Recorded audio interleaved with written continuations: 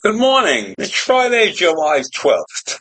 And one of the first articles that I read yesterday in preparing for today's rant was something about Costco membership fees are going to go up for the first time since 2017. And they pointed out that they were going up $5 for a regular standard membership and something like $25 for an executive membership. But the executive membership comes with many benefits and points, and you get $1,250 or $2,500 in freebies or whatever they're calling those things.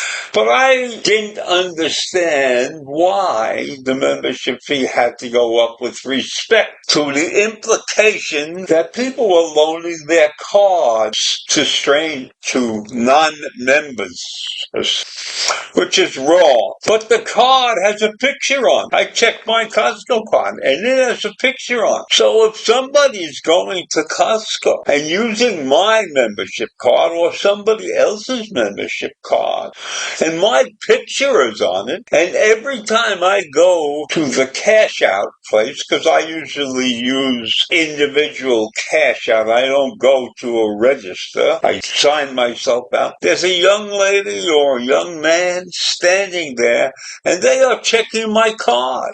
They are checking the picture on my card, I hope. But I tell you, they look at it pretty quickly, so I'm not sure they get 100% view of me.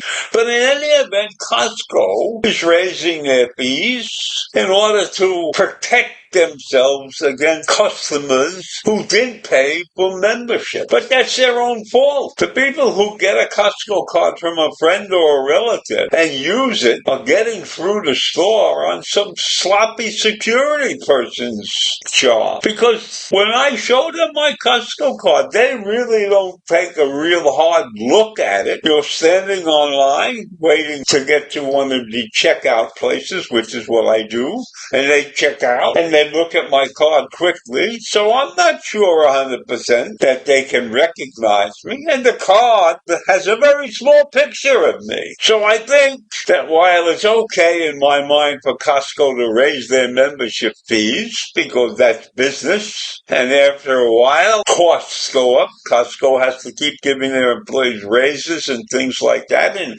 the cost of merchandise is going up, so they raise their fees. But they should be more careful at the checkout place. And so that's what I have to say about Costco this morning, and I love shopping there. It's a great place to shop. They have wonderful items in there that you can't find in many other stores, and the service is good, so I have no problem paying the increase in the fee. And the price of the Costco hot dog will still remain at $1.50.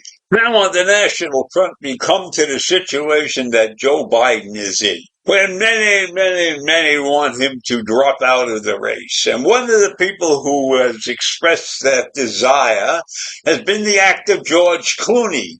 Now, Clooney had been one of Joe Biden's biggest supporters and one of his biggest donors in Hollywood. But he called on Biden to bow out of the presidential race on Wednesday. And that's just a couple of weeks after he headlined a major fundraiser for his re-election campaign.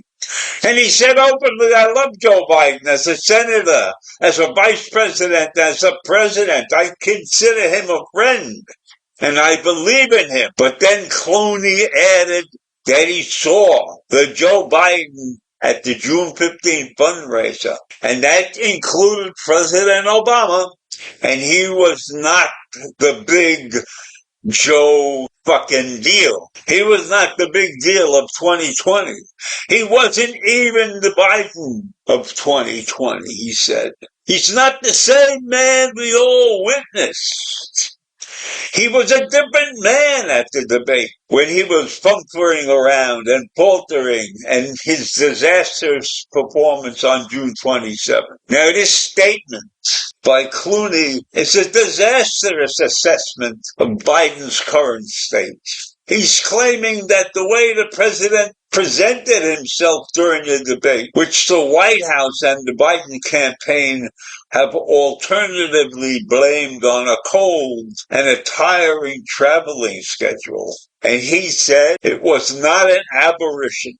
So Biden is in big trouble when leading people, personalities who carry some stature in the world, are coming out against him. Let's not forget that Clooney's more than a movie star. He's a prominent donor. And he's been with Biden for years. He's been a big fan of Biden. And that goes all the way back to when Biden was a vice president. Clooney was a friend of Obama's too. So he's been in touch with Biden for many, many years. And his wife, as a matter of fact, was involved because she is a lawyer, an international human rights lawyer. And she was one of the lawyers that was called upon to defend Benjamin Netanyahu when he got in trouble over his actions in Gaza. So Clooney and his wife are just not passing fans and passing donors. They're heavily involved with many situations. And so if Clooney is stepping in and denying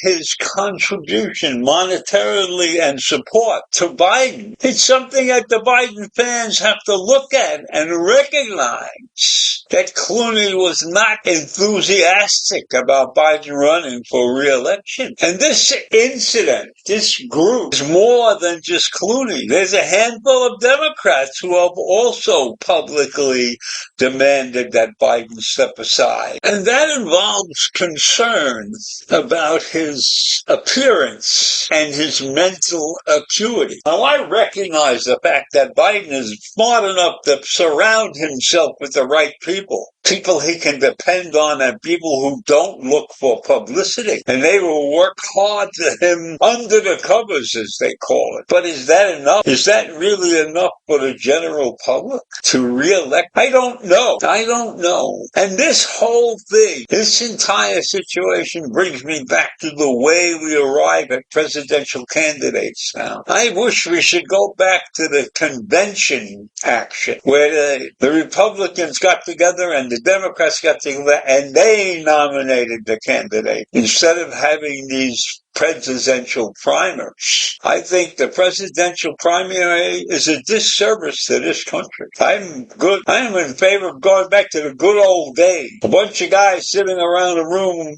and women sitting around the room smoking cigars and everything and picking the right candidate. So I'll leave you with that this morning. Have a great day. Bye.